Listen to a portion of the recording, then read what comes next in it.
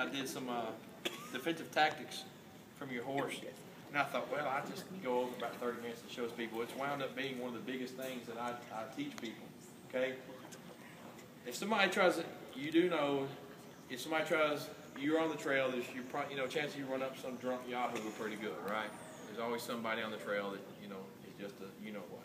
Okay? If somebody tries to get you off your horse, have you ever thought about how you combat that? What do? Somebody tries to grab you, what are you going to do? You're sitting on a, when you're sitting on a 2,000-pound weapon, you're sitting on a getaway vehicle, okay? Our job as police officers is to disengage and re-engage and establish dominance. Your job is to disengage and get the heck out of Dodge, okay? If somebody grabs your leg, your natural reaction is to do what? Kick. Huh? Well, okay, good. Tighten that leg up. Tighten that leg up. Watch what have you just given me? Who said with a big enough lever or big enough stick pole I can move the earth off its axis, right? Thank you. See, I told you not. See? Watch this. Tighten that leg up. Tighten it. He's gone. I've got a lever. And let that leg just... Somebody grabs that leg, your natural reaction is to go just tighten up. You need to let that leg just go limp. Now look, I've got nothing. I have no lever. Okay? Now if somebody grabs this leg, you want to spin your horse away. Okay? You want to put him on the outside of the turn. On the outside, so he'll sling off. Okay? Where's the safest spot on a horse? Huh? I thought I heard somebody say it. Front shoulder. That horse right there kill you quicker than with the front feet and they kill you with the back feet. People forget that. Okay? My second hunting season on the ranch, I had a guy that was a yahoo, thought he knew everything, was pitch black and was hobbling mules. You know what hobbling a horse is? We put hobbles on. This idiot got down in front of this mule just like this. We're 14 miles back in the wilderness, mind you, in the Teton mountain range. The mule reaches up, kicks him in the front of the mouth, knocks all his front teeth out. He had a flashlight in his mouth. My boss tells him, get your ass on my horse, you're fired, put your teeth in your pocket, be gone when I get home. The guy took his teeth, rode off, bleeding. Those front feet are dangerous. This is the most safe place I can be, right here. I don't care how bad a stud, I'm safe here. I can block the head. They can't move that shoulder out, can't give me the front feet. So, with that being said, if I turn this horse this way, instead of away from me, look here, just keep turning. I got him all day long. You're not doing anything. I'm safe right there. Okay? And bull riding, that's not where you want to be. You want away. Okay? That's not safe in there. Here, I want the outside. With that centrifugal force, it's throwing me to the outside. I don't care how strong you think you are. If this horse were to start spinning, you're not going to hold on to that boot when it starts spinning. It's going to throw you away. Now, our job, when that happens, is to disengage and re-engage.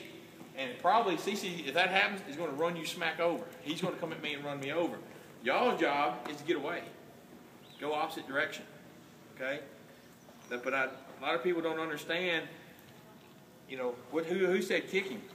Yeah, what they also don't do is when they spin, they just leave that leg limp. Act like you're starting a motorcycle. Kick as you go around. I can't hold that. I can't hold that. Okay? But if you ever practice, it's fun to practice. It really is fun to practice, especially if you get somebody on the ground, you start spinning them around. It's pretty cool.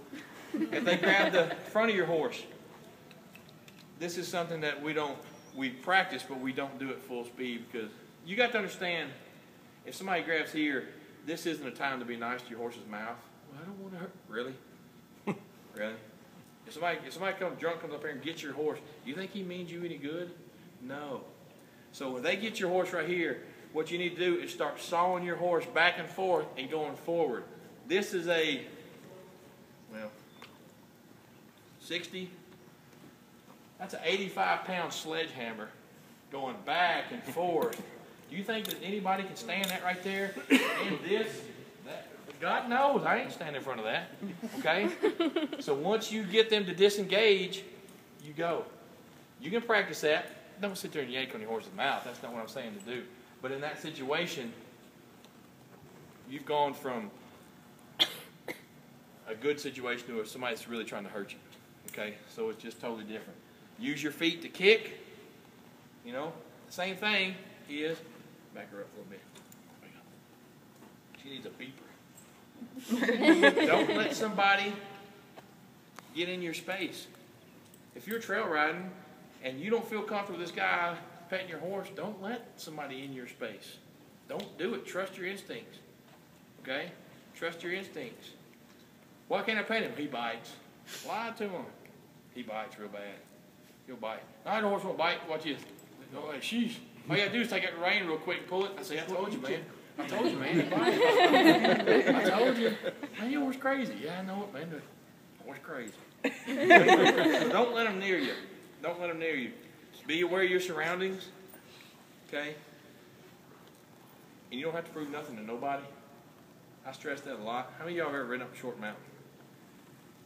Oh, nobody. Nobody's ridden a short mountain? We got some people with brains in here then. It's good riding.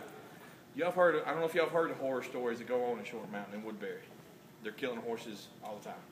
Jumping them off of cliffs. I can jump my horse off a cliff. Good. Can you make it stand there for 6 hours?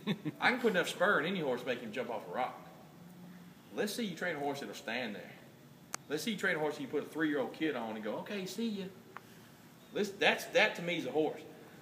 So don't think you have to prove anybody to anybody, anything to anybody. We were working in Woodbury one time, and this drunk guy kept coming up to us. I don't know horses. I don't know CC. Oh, you bring them up Short Mountain. I'll show you how to ride. Yeah, whatever, buddy. He kept on. Through the night went on and on. He got drunker and drunker, and I got madder and madder. And finally, he kept mouthing. And I said, look, buddy, I said, I don't have anything to prove to you. I said, give me your horse. I'll go kill your horse and ride it. I said, I've ridden places you wouldn't walk. I said, I ain't got nothing to prove to you. I said, my horse is more educated than you.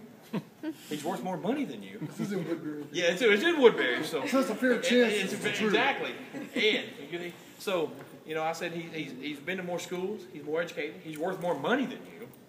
You know, he's got a better job than you do. I said, so I don't have anything to prove.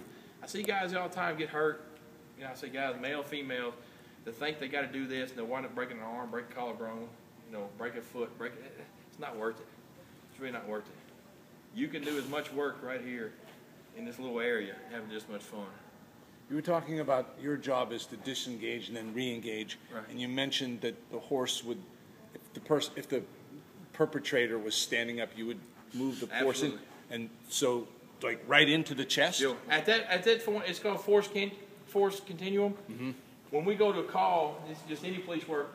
I can't just go up and pull my gun and shoot him, right? Right, I'm with you. I have to escalate, okay? Yeah. So, and it dictates, what is it? Your presence is my presence, your voice, verbal commands, and then it works up, then hands-on, and then chemical, and then hands-on, and then asp or baton, and then firearm. Now, it can go from voice to shooting like that, right. Absolutely. As soon as somebody grabs his horse, mm-hmm. It's over with. Okay. So my force continuum is, yes, can I articulate on paper or to the DA or to my sheriff, why'd you run him over? Yeah.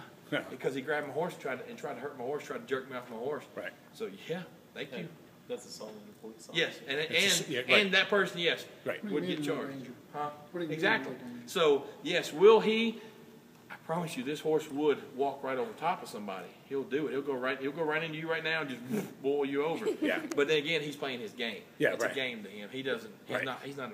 Obviously, he's not a violent horse. Right. Train him to walk into pressure like that. Yes, with that ball. Horses to move away from pressure. Correct. Yeah. Right. Yes, and that's the very beginning. That's the very beginning. Because they won't go into pressure. They don't want to. They don't want to. And that even goes back to how you work your legs. You know, Gary said the best. You know, Western riders, go in, around the leg, and English goes around the leg, and Western goes away from the leg. So it's two totally different mindsets. We can be talking the same thing,